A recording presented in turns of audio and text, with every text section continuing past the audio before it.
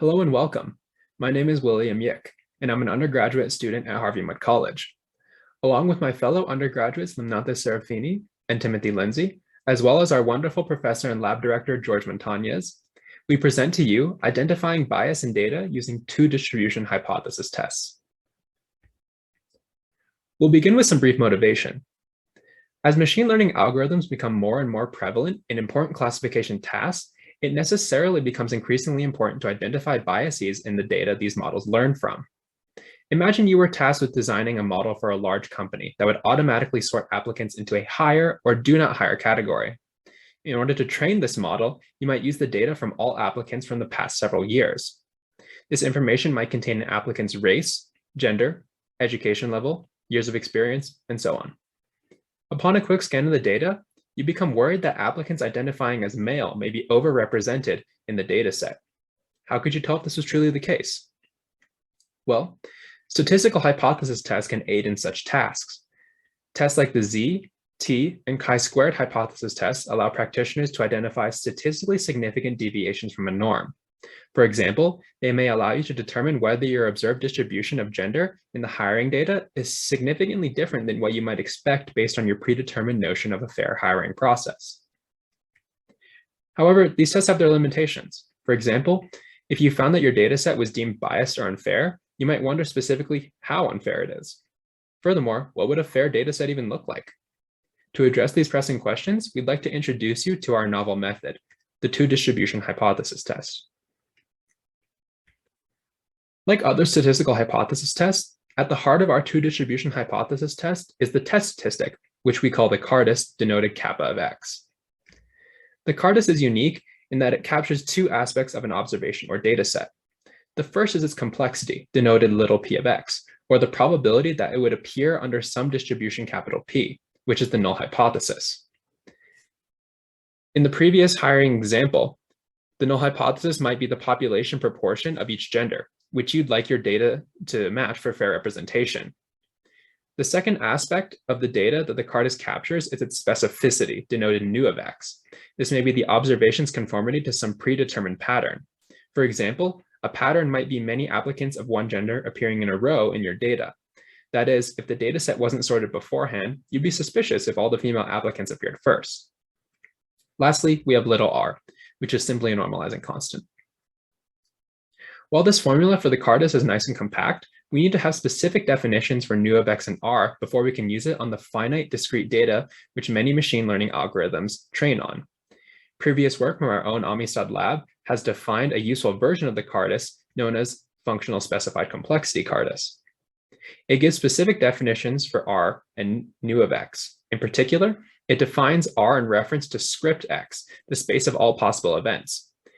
In the example of the hiring data we've been using thus far, this would be the space of all possible data sets in the same form as yours and of the same length.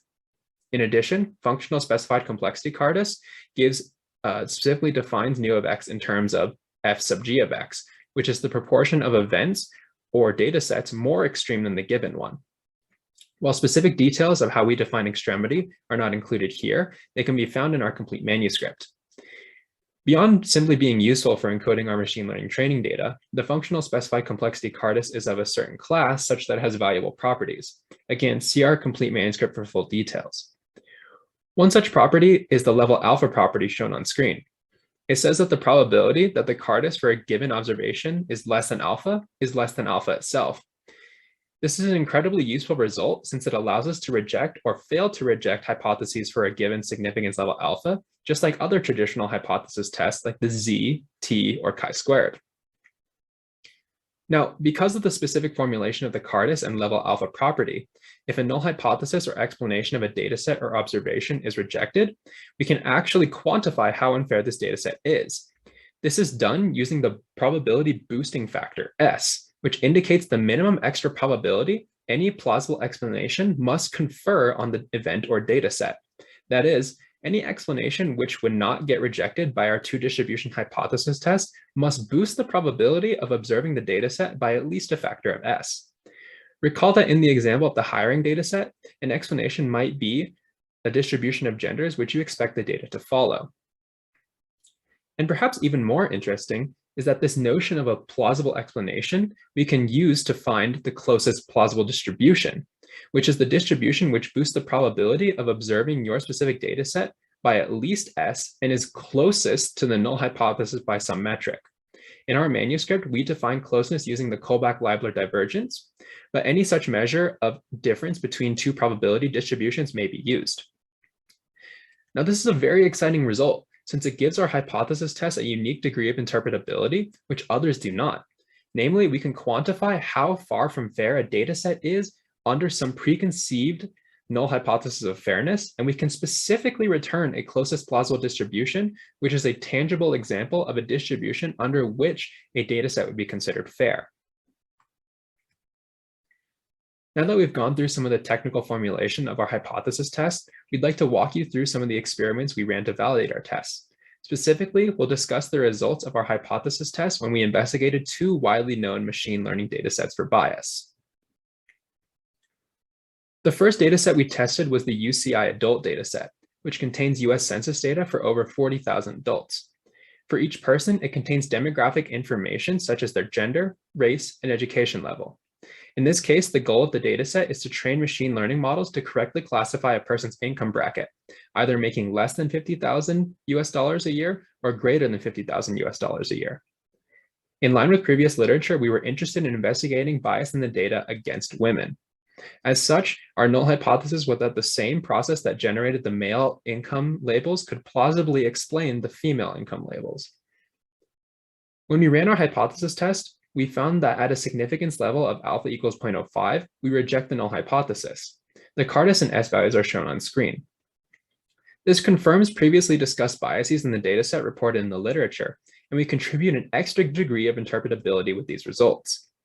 I direct you to the figure on the right, which shows both the null hypothesis or proposed distribution versus the closest plausible distribution we calculated. As you can see, the null hypothesis of the male income distribution has about 70% making less than 50,000 and about 30% making above 50,000.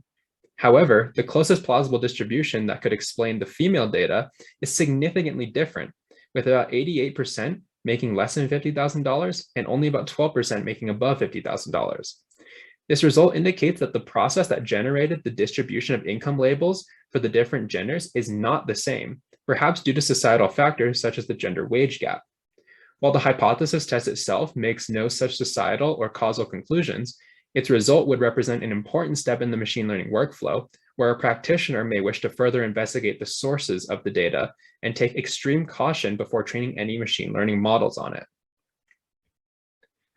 The second dataset we investigated with our hypothesis test was the COMPASS, or Correctional Offender Management Profiling for Alternative Sanctions dataset. This dataset contains demographic information about people previously convicted of a crime and assigns each person a low, medium, or high risk of recidivism, or risk of recommitting a crime. For this dataset, we tested for bias against African Americans, worried that they may be disproportionately assigned higher risk scores than Caucasians. As such, our null hypothesis is that the same process which generated the Caucasian risk score distribution could plausibly explain the African American risk score distribution. When we ran our hypothesis test, we found that at a significance level of alpha equals 0.05, we reject the null hypothesis. The Cardis and S values are again shown on screen. Similarly to the UCI adult dataset results, we have a unique degree of interpretability with our hypothesis test. Looking at the figure to the right, we see that any plausible explanation of the data must significantly boost the proportion of African Americans assigned a high recidivism risk score. And this indicates that there is bias in the dataset against African Americans, and that whatever process that generated the Caucasian risk score distribution could not plausibly explain the African American risk score distribution. Again, this represents an important step in the machine learning workflow, where someone may be heavily encouraged to further investigate the dataset and its sources before training any machine learning models on it. Now that we have shown real-world applications of our hypothesis testing methods, we'd like to specifically highlight some differences between our work and others in the literature, as well as discuss some specific advantages of our method. The first thing to note is that our work is primarily an extension of previous work from our lab done by Professor Montañez. However, we'd like to make some key contributions here as well. First, we implement the hypothesis test discussed by Montañez so that they can be applied to machine learning training data. Secondly, we uniquely forward a method of finding the closest plausible distribution, adding to the notion of probabilistic bounds on hypotheses introduced by Montañez. Furthermore, our hypothesis testing framework for identifying bias is most similar in nature to previous work from Taskison, in that we both compute some notion of a closest plausible distribution. However, in their work, the closest plausible distribution is the distribution under which a classifier, which has already been trained, is considered fair, while our closest plausible distribution is the distribution which could explain the data. No model involved. And this conveniently leads me to the first major advantage of our methods, which is that we are better able to identify specific sources of bias in the machine learning workflow. Other fairness and bias testing frameworks, like that of Taskison, analyze the output of a model which has already been trained. However, the output of a model is far down the machine learning workflow, adding some uncertainty as to whether the bias found was a result of the learning algorithm, the training process, or the training data itself. Our two distribution hypothesis tests are specifically made for identifying bias in training data, allowing us to isolate sources in the machine learning workflow where bias might have arisen from. A second key advantage of our method is that we are able to reject whole sets of hypotheses rather than just one.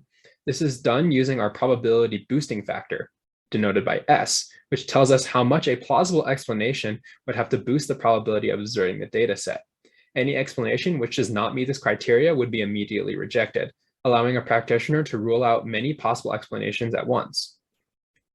Furthermore, unlike other hypothesis tests like the Z, T, or chi-squared tests, which make assumptions about the test statistic that follows some probability distribution, our hypothesis test makes no such assumptions regarding the sample or test statistic distributions, making it applicable to many more situations. Lastly, our methods are fast enough to run on a consumer-grade computer. In fact, all of the experiments described in our manuscript, including the one shown in this presentation, were run on a consumer-grade laptop in just a matter of minutes, distinguishing our methods from others which require much more computational power. With all this in mind, I'd like to briefly summarize everything we've presented today and discuss directions for future work. Altogether, we have forwarded a two-distribution hypothesis test for identifying bias in machine learning training data. It stands out in its unique degree of interpretability, specifically with our closest plausible distribution, which affords practitioners extra insight into their data sets and the distributions under which they would consider them fair. Lastly, we show real-world applications of our hypothesis testing methods on two widely known machine learning training data sets. As for future work, we hope to extend our methods to continuous data rather than just discrete, since our methods would currently be ill-suited for tasks such as image classification. Additionally, we are interested in investigating alternate definitions of the specificity component of the CARDIS nu of X, since there are many patterns to which a dataset may or may not conform that could be used to define nu of X. Lastly, there may be situations where nailing down a specific definition of nu of X may be difficult for a non-technical practitioner. And so for such cases, we wish to develop further methods of empirically estimating nu of X from a given data set or observation to simplify this part of the hypothesis test. And this concludes our presentation. We thank you so much for watching.